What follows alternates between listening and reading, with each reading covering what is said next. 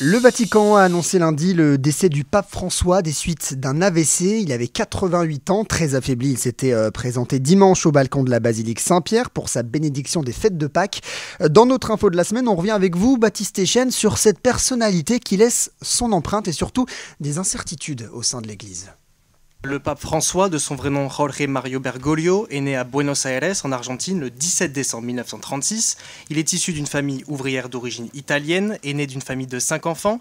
Il a décroché un diplôme en chimie. Très proche de Dieu, il est devenu prêtre à 32 ans. En 1998, il est nommé archevêque de la capitale argentine, puis cardinal 3 ans plus tard. Le 13 mars 2013, alors qu'il était pratiquement inconnu en dehors de son pays, il est élu pape après la renonciation de Benoît XVI.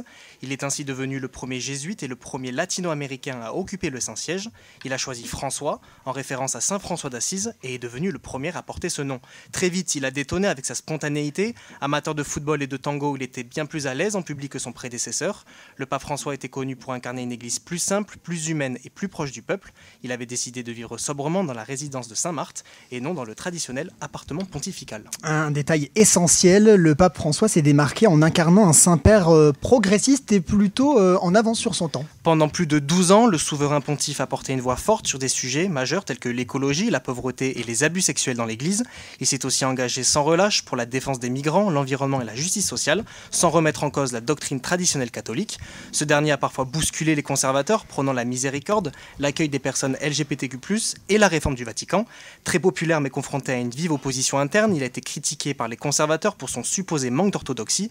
Ces derniers trouvaient sa gouvernance autoritaire. Il a également laissé beaucoup d'écrits et des encycliques. Son état de santé s'est dégradé ces dernières années. Il a été hospitalisé à de nombreuses reprises.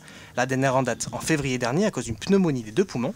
Il se déplaçait en fauteuil roulant depuis 3 ans. Et pour l'occasion, la ville de Nice a mis à disposition dès lundi un livre de condoléances auquel vous pouvez avoir accès pour venir écrire vos hommages au pape François. Il est accessible dans les horaires d'ouverture de la mairie. D'ailleurs, Michel s'y est rendu cette semaine pour saluer une dernière fois la mémoire du souverain pontife.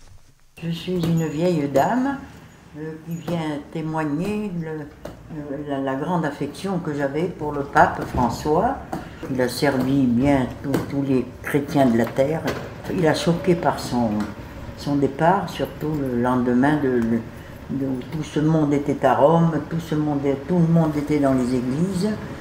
Tout le monde attendait sa bénédiction papale.